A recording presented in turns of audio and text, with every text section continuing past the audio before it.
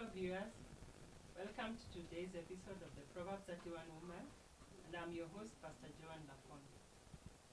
In today's program, we are going to be hosting a couple that have come a long, long way with regard to losing a loved one. They are going to be able to share with us their story on how they've been able to manage, overcome all the stages of grief, from the shock to the anger, to the acceptance, to the, adjustment, and finally moving on in life after they have let go of most of the pain. So we are going to be hearing from them to just be able to encourage us. And if there's anybody out there who is also grieving and going through pain and loss, that they can be able to find hope and joy. Because scripture says even when after a tree has been cut, there is hope for new leaves and new buds coming up.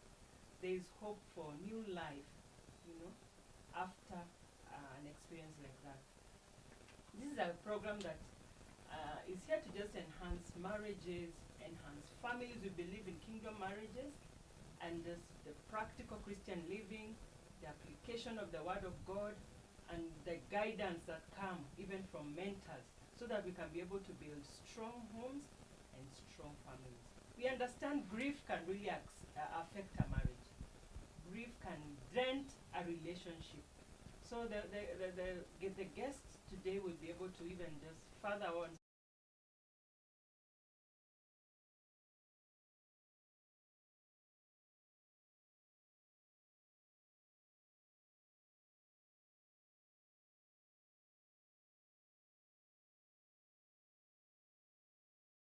their story. Welcome to the program today. I invite you to be able to just share with us your story. And maybe you can just give us a brief introduction. Who is Fred and who is Eve?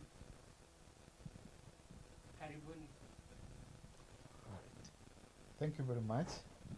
We really appreciate this time and this opportunity to share the experience we've had. My name is Frederick, shortly or rather abbreviated as Fred. And then my wife, sweet wife, is also here. She'll be able to introduce herself. Welcome. Thank you, and thank you for the opportunity that you've given us to just share our experience, and we hope we're going to bless someone, or we're expecting to also learn from our viewers. My name is Evelyn, Mrs. Fred, and I love the Lord. Hallelujah. You're here. Please share with us your story. I know you have shared before, maybe behind the scenes, about the experience that you went through with the loss of your mother. Yeah, how you were able to nurse her and take care of her and just love her through the process until finally she was able to rest. And this reminds me of the vows we take on our wedding day. We normally say something there, for better and for worse. When the husband and wife come together, they give themselves promises that will be able to stick together for better, for worse. When you have money and when you have, less money, that will stick together. And I have learned through the years I've lived and in marriage that better for better and for worse is not just for you too. It extends also to your family, such that in case you have an issue on your side or on his side, that affects you and you need to look into it. So please share with us the journey of from just the way your mother was sick and all that. All right. Thank you. Thank you for mentioning for better and for worse. It's a very big clause, or rather a cliche in the marriage vows, whereby man and woman, before men and women, to witnesses, and they say, "I love you in rich and poor, for better, for worse." But sometimes we run away when the worst happens, And we like the good, we like the better. For better, I will stay. But when the worst comes, you can chicken out. So I loved my mom very much, and I was brought up as a seventh born, and Middle child. yes, we had a number of us, our siblings, so I was the seventh born. So I really loved my mom so much, and we were very knitted and connected, emotionally, and as a mother and son. So even in the village, even many people who knew her closely used to call her Min Udwol, meaning Mama Udwol. Udwol is my local name. Let me say so. Okay, or rather, my village name. I was named after my grandfather. So in the village or in my community setup, that's my name. So it used to be called Min Udwol. So we really loved each other. I loved her. I know the other siblings, she also loved them. But I felt that I really loved her. I really loved her. So close. So when she was unwell at home, and my wife and I staying in the city, we felt that we need to bring her to the city. And you To were get- the seventh born, bringing her, not the first born. Yes, the first one is also in the county. Okay. So better services were are actually in Nairobi. So, and that was not the first time we were staying with her. We had stayed with her in 2018. Every December, we would go to the village, pick her, and stay with her for the closure of our schools. Let's say a month or two.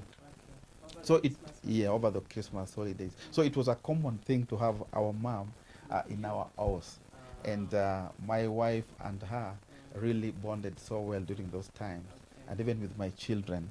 So we had a bond during those days of 2018, 2019, and then Corona came in, and we were not able to bring her on 2020. Okay.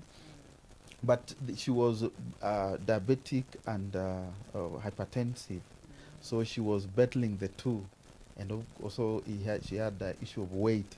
So she was battling the two. She was born again, loved the Lord, but the diseases were really on her. So when she was going into another level of attack, we had to go to the village and pick her. Unfortunately, there was Corona lockdown. Yeah, so we had to very complicated time to go from Nairobi, cross the Nakuru, Kiambu, Nakuru, Kericho, Kisumu, and to Siaya. So it was very technical. But by the grace of God, there was an available opportunity, and we made it to the village. Okay. Yeah. So now that is how you went for her, so that you can come and get more personalized care. Personalized care in the city. Mm. So when we She went, was alone? she was with it's my elder brother, who is also in the village, and the wife and the children. So they were, taking care of her also in that level. But the treatment at those small health centers in the village were not really giving good result.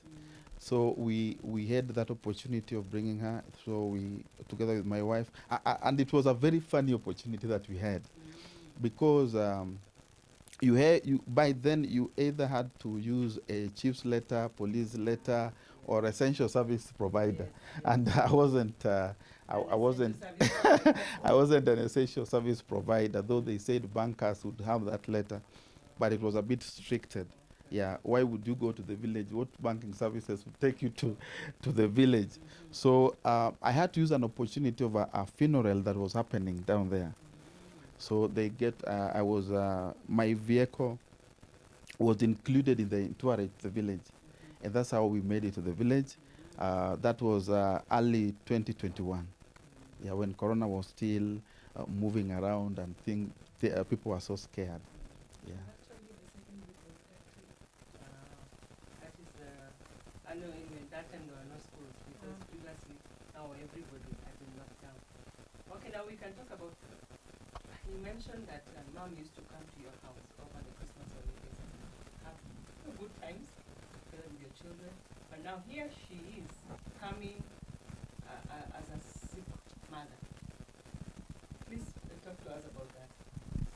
First of all, when I got married to him and I learnt the bond that they had with the mother, I knew I was getting married to a mommy's boy. Kinda. Yeah. Yeah, because like most of the conversations revolved around the mom. I didn't get offended, you know. Yeah. In my family, I'm like the last born. Though we have a brother, but boys in our culture are considered firstborn, however young they are.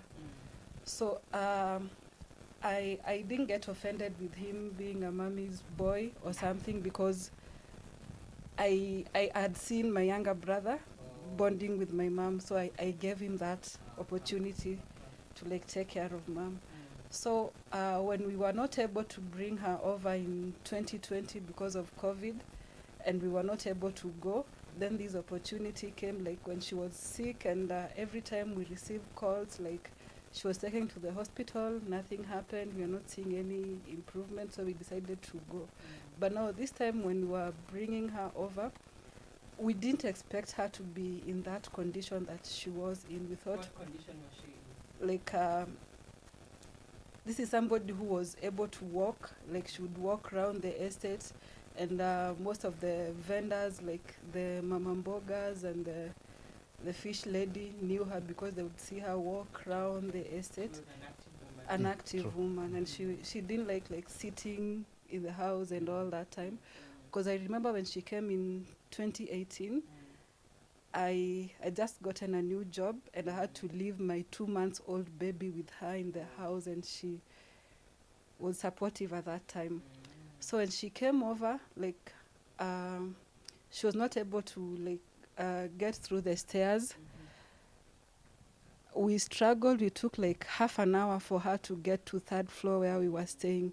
And then when I looked at her, she was not the jovial mama we were used to. The pain and the anguish. Yeah, yeah. And then she was a strong lady. Like she didn't want to show us that she's suffering and in pain. Yeah, but we could see it all over. So I was like, I knew it was just for a moment, and we'll take her to the hospital and things will get better, and we'll have time maybe to walk around the estate as usual, take her to her friends. But the second night in the house, things were not like improving, and she would like cry at night. What was the issue? What was making her cry? She was being a diabetic. She like fell at home on. She said that she had hit some metal. Actually, to be specific, it's mentioned a jiko. That at night, of course, there are lights at home, but it was on the way. yeah, it was on her way. I think maybe she didn't see the jiko. That's the story she was giving us, and she hit the feet. Especially the toe. Actually, it was the middle toe. The middle toe, and it had some bruises or thereabout. Bruises and some pain began to develop. So this pain could not stop. I remember I'm in the city, but I asked her, touch that toe, and I pray over the phone. Amen. So I could pray for her until now I feel, oh my God, this prayer is now going to do some miracles. And a week or two later, she would call me, my son, I'm in pain. I would pray for her. Then it reached a point whereby she was not able. Now I said, no, we have to go and pick her. And when we brought her, the toe had already, begun turning black. Actually, it's like rotting, to be specific. Yeah. Yes. So it was rotting, the middle toe, and it was really painful. I remember we drove from home to Nairobi. That's around 6 hours or thereabout. But we had to make some stops so that she can stretch, and all that. So when we came to the city with her, she was really anxious to be attended to by a medic, and happily, luckily, fortunately, my little brother, the youngest, the last one, Yes. was working in some hospital along Gong Road. So he helped out and organized, and then she was taken for diagnosis, and some treatment there began, but there was no progress. A week later, it was actually worsening, worsening from now it was almost going to the second tour. So there was a nurse. Our house was more of a clinic. It was more of a, actually we had to a clinic. So a section of the house, we had kept all those medical appliances, the medical kits and the diabetes kits, the blood pressure kit, a walking a walking stretcher what. And then we also had the wheelchair. So our house, part of it was more of a clinic. But the Lord gave us favor and gave us soft heart, and she was a blessing. Before then, there was no joy, greater joy than having my mom having Luo talks, and we call them sigana, the stories. We called them sigana. She could tell them the stories, the children. I would join them, and we would really argue even in the stories. So it was actually the sweetest moment with your parent and with your daughters and with your wife. So it was joy all over. But now this third time, when now she was very sick, there was no joy. You are just encouraging yourself, like David. The children looked at their grandmother differently also. Yes. Now she had to be helped to walk, to stand, to go to the washroom.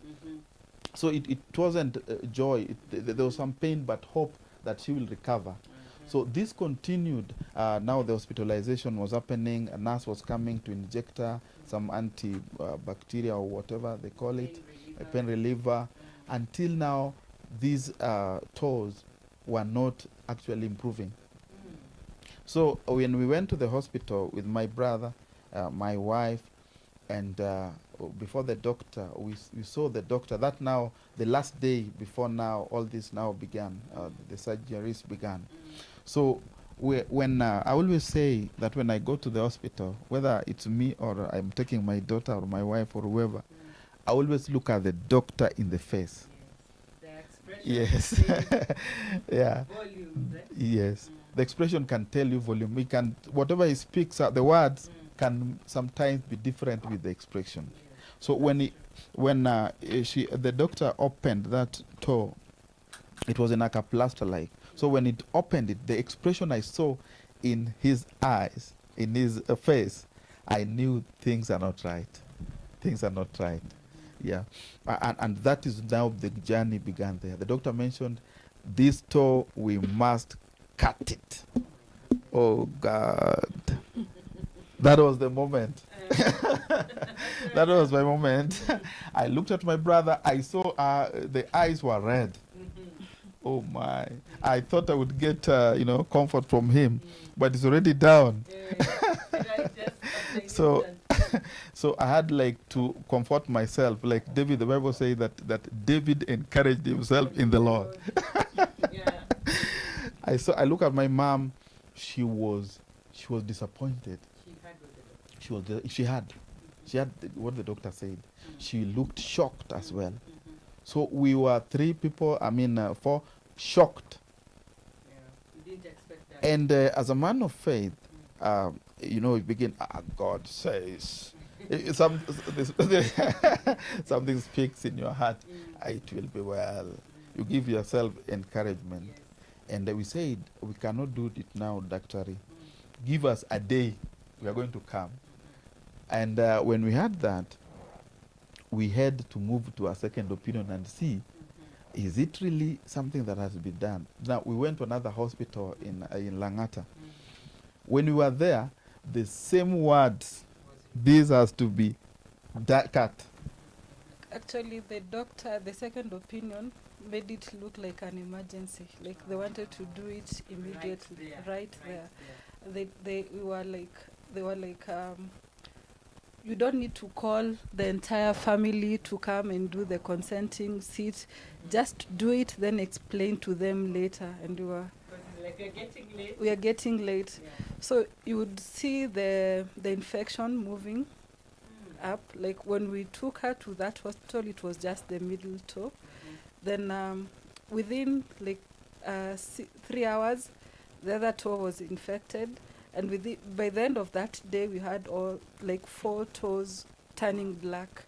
That's Now why the they infection seemed to be increasing Mm. before. Very very fast. fast. Mm. It was moving very fast, Mm. and any more delay was just getting it worse. Mm. Now we moved now from that hospital in Langata Road, Mhm. and we came back to Ngong Road, where she had now to be. We thought that now this is more advanced, there are more better services here, Yeah. and more facilities, better facilities. Mhm. So she was admitted, and during that time, admission you had for you to be admitted in any hospital, you had to go for COVID test, Oh yeah. which would take 24 hours for you to see the result. Yeah. So in this hospital, they had a big apartment. I think they had apartment designed to cater for the COVID patients Mhm. and those who are waiting for the results. For admission. For and I- ICU. yes, ICU and all that. Mm. So my mom was put in that hospital, Mm. and my mom didn't like staying away from where her people are. So she was never, for many years, I was a child, I never saw her got admitted. Mm. So this was So like, this was like a first time. they are So like it her was very first time uncomfortable. being admitted Mm. in thousands, hundreds of kilometers away from her community. Mhm. So it was a terrible night that she was admitted there. Mm. The doctor had to call me at almost past midnight that Fred, talk to your mom to calm down, because she was anxious, she was rebellious, Mm. she could not take a drug, she could not hear anyone. She wanted to be her son.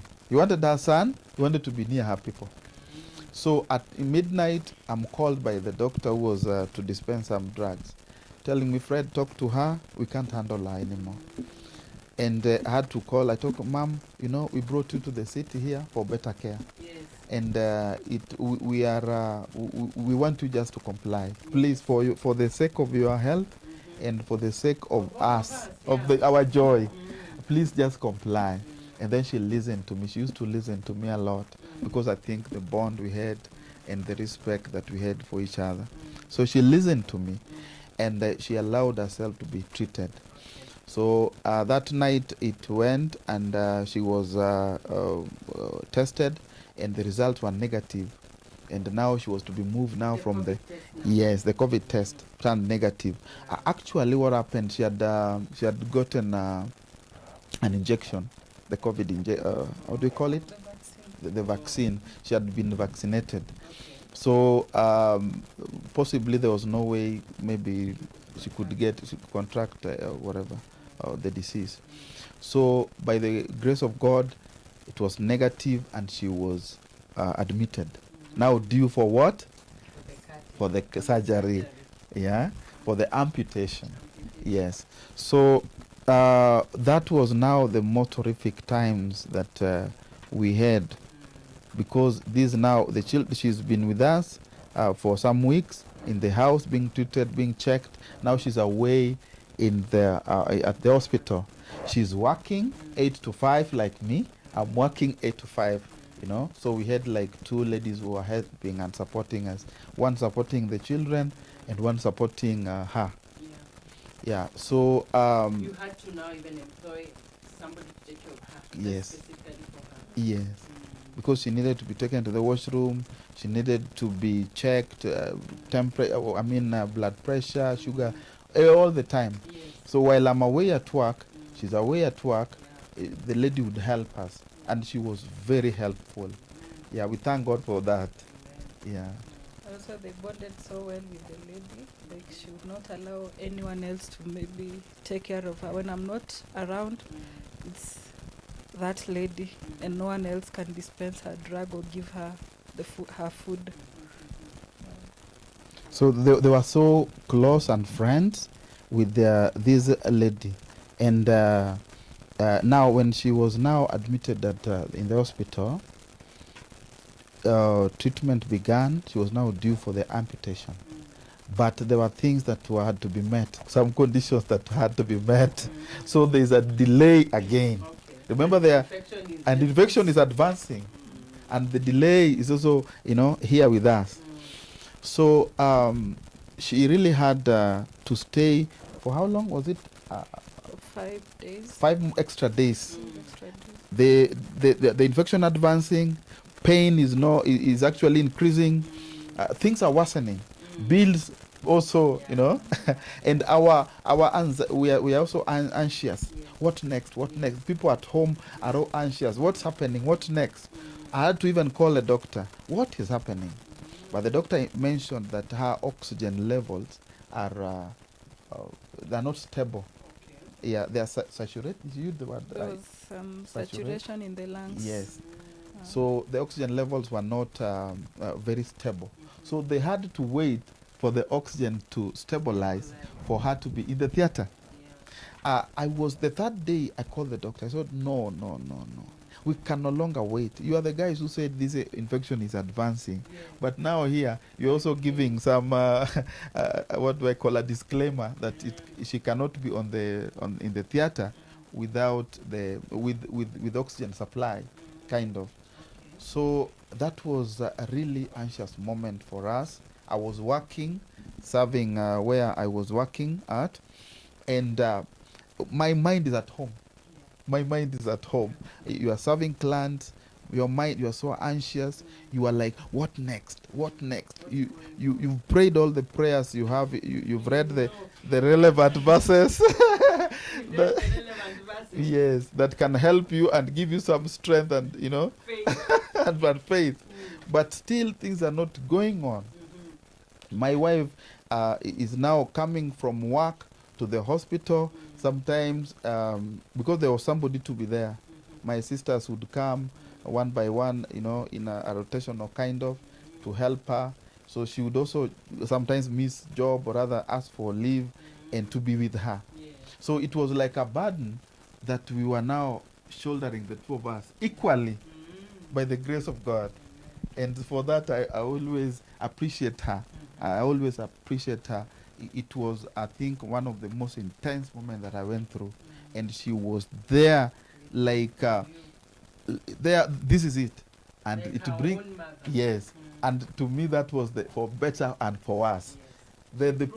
She was proving it, that indeed, when we are taking, we are taking photos at the beach, or rather, in a vacation, that's for better.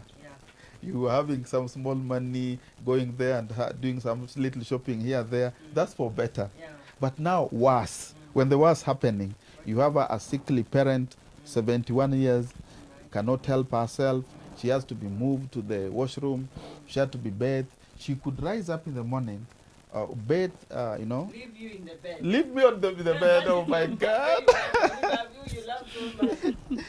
She would leave me in the bed and go and, take care of her. There are some times I would tell her, no, you see, I think you've gone a little bit extent. Please, would you mind? Come slowly. That's too much. And because the love they had with my mother, like, well, they bonded so well. My mom was so free with her, and she was also so free with her that she could tell her anything. She was so free with her. And that really helped me. I was so, even when I was away at work, some peace of mind. Hallelujah. Amen.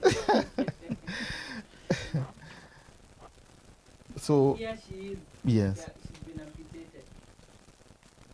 Maybe recover at hospital for some days, come back home. You have a different mom here. What was the situation like? It was not easy for her. One,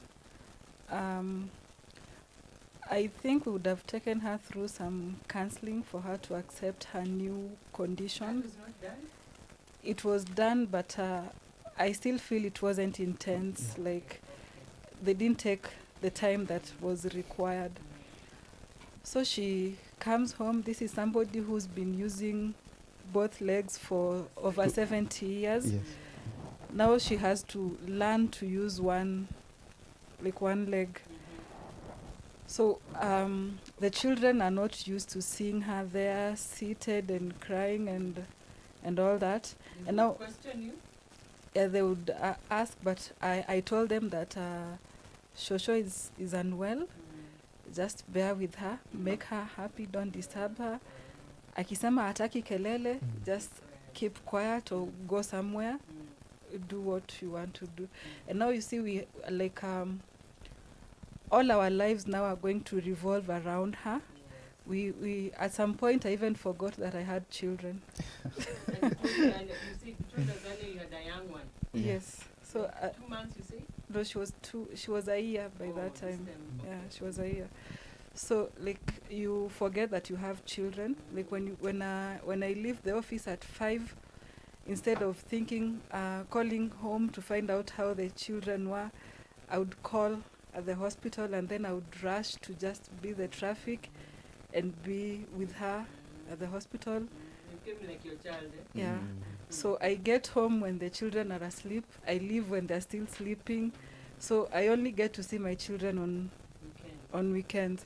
So when I get to the house, I go to her room, then find out how she was doing, and we would talk, and sometimes she would be good, like today things were okay. Then there are times when the pain is too much, that even her memory is kind of affected, and she'll just like say things. Then later when she comes back to her senses, she would call me Nyasembu. And she was like, did I say something wrong? I am sorry. Was she getting convicted? She must have talked to you. Yes, she would. So that's how our lives were for 8 months that she was in our house. Then she would, taking care of the wound was became a challenge, and there was more delay. So she would like fall. Sometimes she would wake up and forget that she has one leg, then just like stand as she's normal, and then she would lose the balance and fall, and that one worsened the wound. Like it got reinfected. So we had to go back to the hospital. Then there was the shocking part, like we have to do reamputation.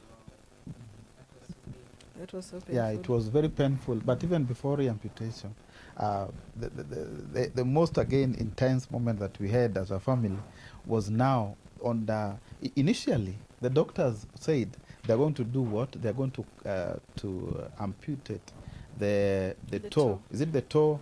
We call it opapo. Your feet that hits the ground. So we call it opapo in my mother tongue. So they were to do amputation on the feet, all right, to get the bad or rather the rotten toes. But on this night, when now the day of judgment,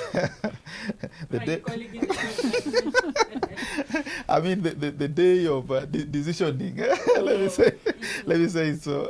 The day judgment will, the ruling. Yes. You remember, even during the Supreme Court, the ruling. People are really waiting for what. So we are waiting on the decision of the doctor. We are going to do this. They said we may not do the lower part. We may stretch it a little bit because we've realized the infection is advancing upwards. So remember, she's hypertensive, diabetic, and now arthritis has come in. So there are more complications. And now the lungs are also, they say that it has some watery or whatever. Saturation. Yeah, there's a term there. So there's complications that have come in, and age is also here, weight is also here.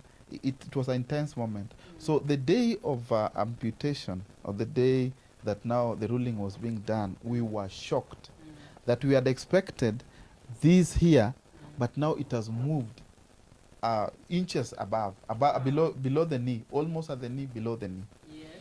So this day sleeping, I think we say, okay, sleeping cannot take place in this house. It's not we are not able to sleep. We like stayed, praying. We stayed watching. We just stayed until the morning. In the morning, we went to the hospital. The three of us, my elder sister, my brother, my wife, right? And then we went. We were like holding our hearts, the butterflies, Yeah, the heart pumping, and all those kinds of expression. So it was really intense. And then the surgery was done, and then treatment and nursing began, and she was discharged. The day she was discharged, the following day, we were living in an apartment, third floor. So we had to physically, lift her using a wheelchair. So she would sit in a wheelchair, and we lift her. My younger brother was there, my wife this side, and me, up to third floor.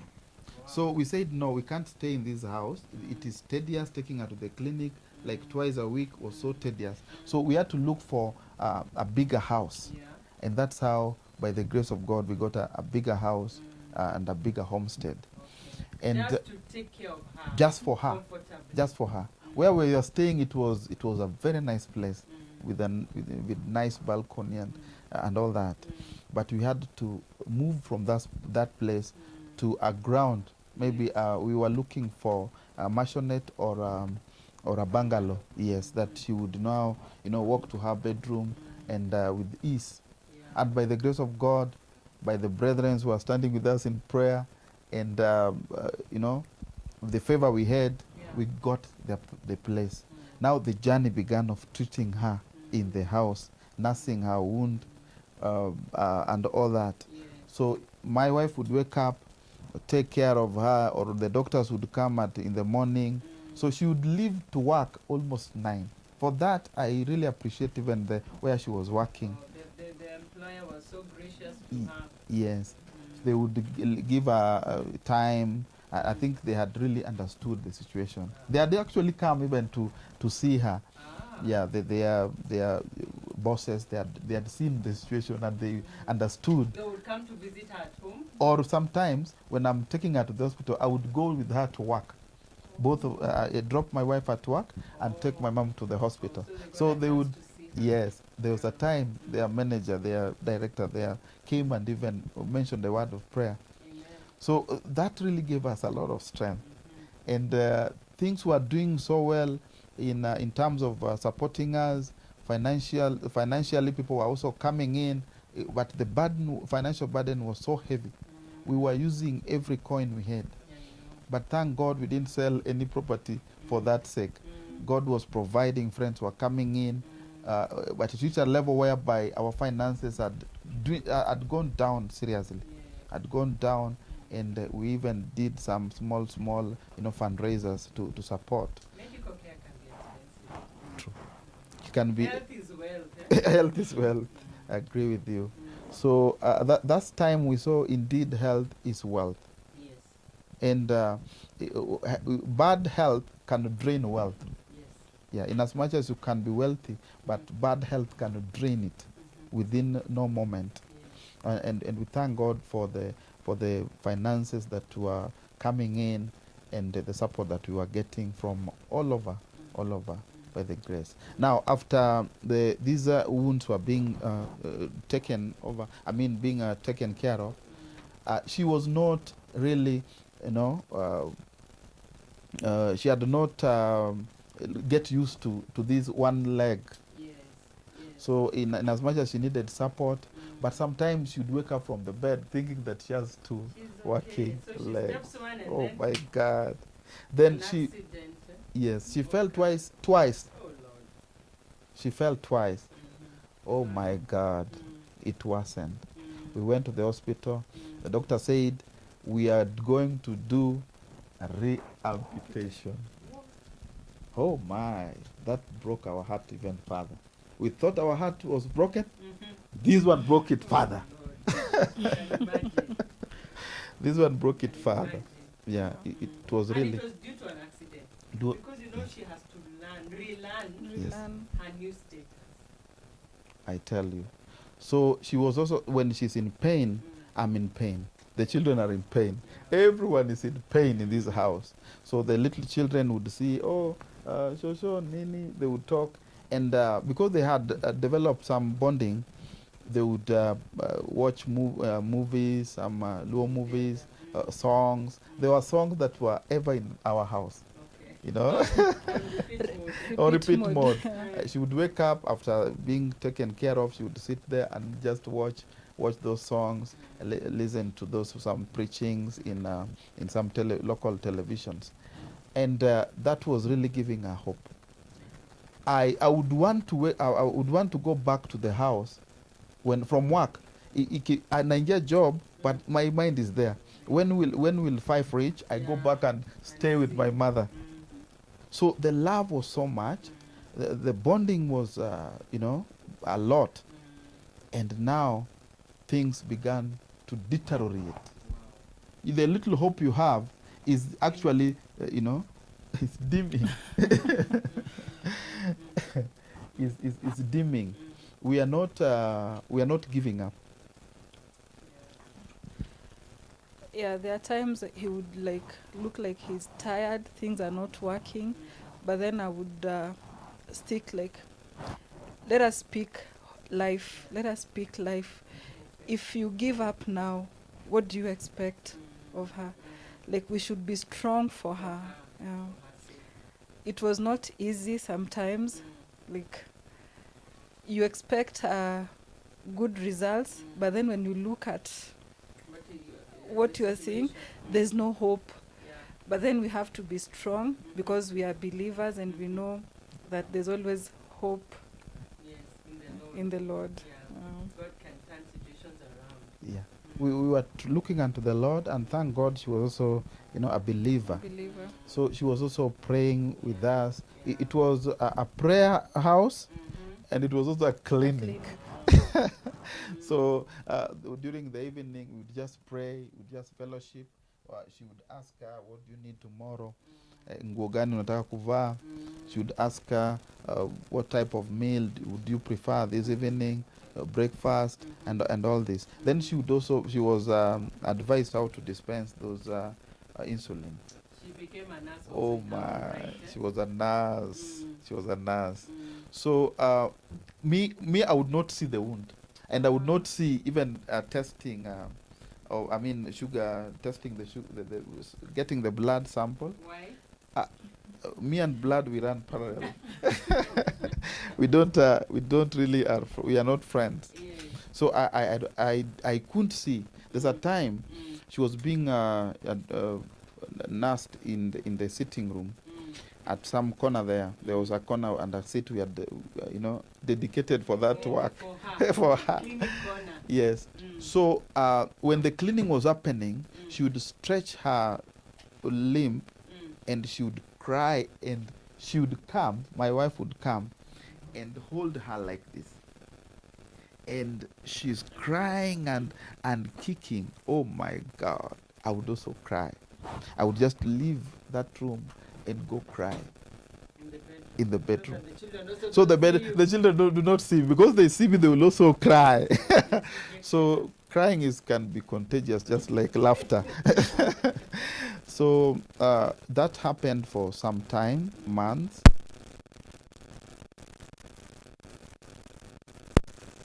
And we consulted, we said, let's seek another opinion. Let's not do amputation for a second time. Let's seek another opinion. We walked around the how do you call those doctors? Orthopedics, yeah. So we walked around just to find what else can be done. I'm sure you knew after the amputation, the wound will be healed, and that at least will end that story.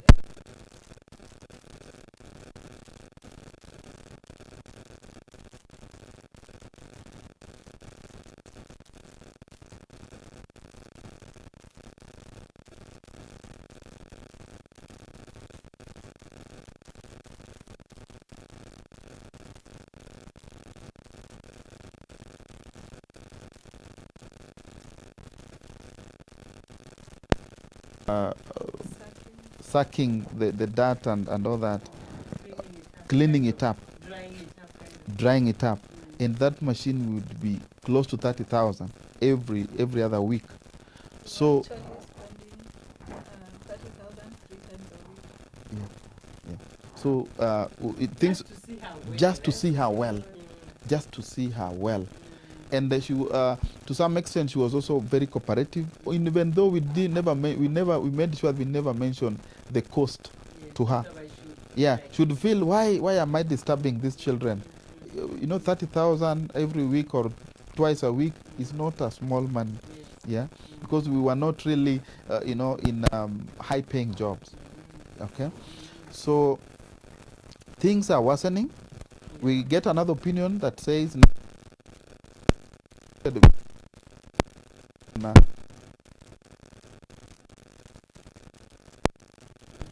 And then Second amputation, yes, is let's another alternative. yes. Mm. They introduce this negative pressure. They introduce many other things. Even there's something called maggots. Those maggots are small insects. They would place on the wound just to suck the Yes. the infection or what, the dirt and all those things. That thing, they would introduce new technology. It would work just for a moment. But 2-3 days, back to the old worse. So, our doctors would give you hope. They will tell you, it will be fine. Just give us, it will be fine. It will be fine. Until now, things turned worse. What do you mean? I went to Mombasa for some business, and on when I was in the coastal city, my wife was now with her and the children and the other ladies who were taking care of her, and my little brother. They were coming in to assist. Now things got worse. Got worse. Now sugar became uncontrollable. Now the sugars are the ones which. Sugar is now uncontrollable. Anytime sugar was high, the wound would be worse. Oh yeah. The sugar goes high, the wound gets worse. So you must stabilize the sugar Yeah, for the for healing. the wound to be, to be healing. Yes.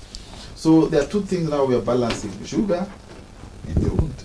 Sugar and the wind and the wound. So the last months, now these things they are now worsening. We can't control sugar. It's up and down. It's up. Was and it because down. of what she was eating or just the effects? I think Diabetes. what I think, maybe not from medical background, but I think she was now getting too much pain. Okay. And I think when there's too much pain, worries too much, anxiety too much, Okay. sugar goes up. Okay. And that also happens to causes the wound to worsen. Yeah. By that time, she was now missing home. Wow. She had been away for 8 months. Ouch. And just Yeah. few people come to see her. Mm-hmm. She's missing her friends, Mm. the old church members. Mm-hmm. She had not gone to church for Some like time the, now. the 8 months that she was there. In as Mm. much as we would put, she was a member of the Anglican. SEK church. Mm. So in as much as we would put her some live service on TV, Yeah, because that is the time online services yeah, began. she Huh? just wanted to be in church Physically. the sisters in church and just talk about, but we couldn't was not take possible. her home. Like Mhm. we were planning, maybe if things go well, at the end of that month, that was October, we would maybe take her home for a weekend Mm-hmm. and then come back with her. Okay. She was really asking to go. Yeah, she was asking to go home. She really wanted to go home. Mm. Yeah, she wanted to go home, but again, with her condition, it was Just not not It was not practical. possible. Mm. Yeah, because she was being attended to, and On a now daily basis. the condition was not really favorable for Mm. her. And as Mm. much as she also wanted to get healed, Mm. but she, as a woman that has been in the village for long, with the communities, with the chamas, Mm-hmm. you know, with With those her small chicken waras, there. with the chicken, Mhm. and she was doing boozy. She was really Oh. active in farming. Okay. She had how do I call them? Those mbusis that give milk. that are milked. Mm-hmm. So she had the mbuzi, she had the chicken, she had the local cows and all that. So and then the farms and all that, and she had her grandchildren, others in the village. So she was missing the village, but again she's looking forward to her healing. Yes. And at this time things are worsening. The wound is not getting healed. Sugars are now fluctuating and misbehaving. Hopes are dwindling, right? But again, the last 2 weeks there was some hope, freshness came. We saw some progress in the wound. Okay. Even the person who was checking, nursing it, said this one is now better. Okay. Things were now becoming better. Things were becoming better. She was able to stretch a bit. Without actually, the last weeks, she was now able to move in the corridors alone. At that time, I would leave the house and leave her with my 2 daughters. Yeah. Because they were just to get me that water, Okay. Switch off the TV, switch it on. Those were the only commands you did, because she was actually doing better. We didn't know that it was like a show off. Oh. It was just a moment. She was just like giving her best side to the family on her way to another land. So she began even interacting with people and all that. When I went to the coastal city, when I was there was something that happened to me, and I would feel in the spirit that things are not well, but I'm far away. There's little I could do. Yeah. And on my way back, I had some misfortune. I had an accident, actually 4 times when I was leaving Mombasa, and when I was twice when I was leaving Mombasa, and twice when I was coming to Nairobi. Yeah, but I couldn't tell them before they saw me. Okay. I had them tell my story, how I came in and how it got to me. Okay. Yeah. Let's take a short break.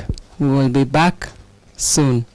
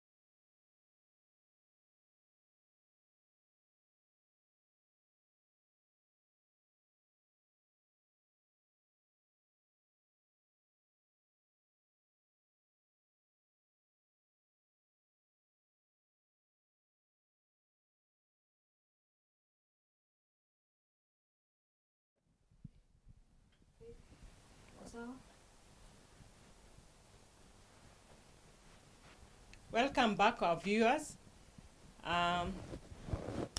It's quite interesting, the journey of nursing a parent. The agony, the pain, the emotional involvement, the financial aspect. It can really, weigh in on a family, on a couple. Just like Fred was saying, he had gone to Mombasa to do some business and left the wife to take care of the mother. I think we can pick it up from there. Yes. So you came back home, your mom was longing to see you, was wondering, have you abandoned her or what? True. Yes. True. I was told that she was getting worried. Why is the son not coming? It's been in Mombasa now for 3, 4, actually it was a week. I was to go and come back, but when I made an attempt of coming back, I missed the train. And now I had to wait longer for the next train or to use another means. Unfortunately, by then I had not gotten what took me there. Okay. Yeah. So I had to wait longer. And I went on Monday. On Friday, I'm still in Mombasa because of 1, 2, 3. But I'm feeling things are not working out in my spirit. Things are not working out. But because I'm also stressed here in Mombasa, Yeah. and I know Mom is really looking forward to hearing from me, and I'm not coming forth, I know so is also stressed. But because in my stress condition, I don't want to call her, would even make her worse. So I tried to be solo. I'm talking with my wife and telling her the stories going on in the coastal city there with me, and things are there happening. Now, when I came in the morning, that was now Sunday morning, when she saw me, she was like, "Oh my son, you are back." She was so happy. I was so happy. We talked, we chatted, and things were okay that morning. But in the evening, I saw some things were not right with her. Things were not right with her. But I would talk to her and tell her, "Your mom, how are things?" You tell you, I'm fine. Everything is okay." But I knew things are not going well. She looked sicker? She looked even sicker. I mean, more sick than the way she was when I left. Okay. Yeah. So, but when I came, there was she had some joy, some hope, and things were like working out. Hopes were coming back and all that. But if I would see her, when I would really concentrate on checking on how the body language and even the look, I would see, no, things are not working out. Yeah. All this time he was away, Mom really changed. She gave us peace. Like there was no the tantrums that sometimes she would throw when she's in pain. She was calm, but her worry was like, why is he not calling? Why is he not coming? He said he'll be here on Tuesday, but then would comfort her and tell her to just, he's okay, he will come, just relax. So the day he came back, she was so happy and relaxed, and she would like, oh, at least I can sleep today, I've seen my son. Then the following morning, things just changed. Relapsed. Yeah. So on Friday that week, we had to take her back to the hospital for her checkup and the wound care. Then she came back. But then that day, she couldn't talk, she couldn't eat, and we had to take her back to the hospital on Saturday. So she had not talked to us, said a word on Saturday. On Sunday, she was just lying there in the hospital bed, and now the doctors say that the wound was becoming septic, and we had to amputate now above the knee. And they said it's an emergency, we have to do it now. Then there was another problem now. The hospital where we took her, there was no ICU. That was the time ICU beds were like hot cake. Oh, Lord. Getting an ICU bed was like something else. So we had to call around looking for hospital Places with at the ICU beds. with ICU. So the first one we got, they needed a deposit of 120,000. We Mhm. didn't have that money at that time. Mhm. Then the next one was Kijabe. But before we made a decision to go to Kijabe, they call and like the only remaining ICU bed has been taken by the more critical patient who was there at that time. So the only option we had was KNH. And so we took her to KNH. Yeah. Actually, maybe just to add, there were like 3, I think, options. The big hospitals in then, I mean, the big in the city. One was asking for 400,000. Wow. Yeah, before it is admitted. Admission. Yeah. Before not even ICU. admitted, before they can get a bed in ICU. Remember, we've been with her for now 8. It's closing to 8 months. So our resources is depleted. Another hospital was asking for 300,000. Now the other one was asking for the 120,000. But the 120,000, at least we could stretch to through the wall and maybe raise within that time.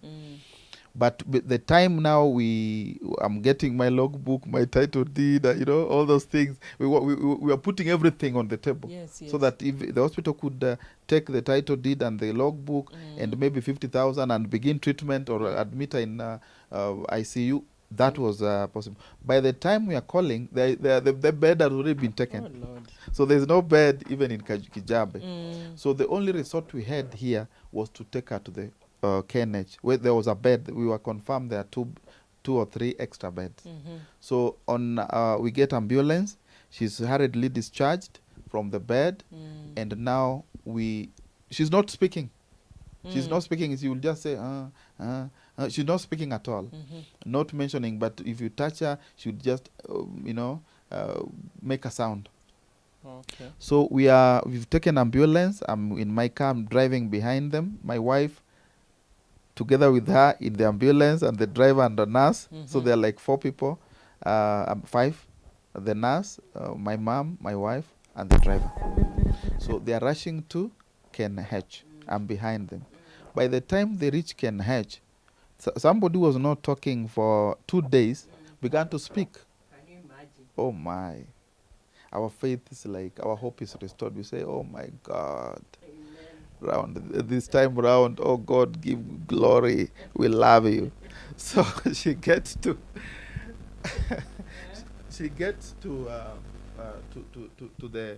the emergency section. She's awake.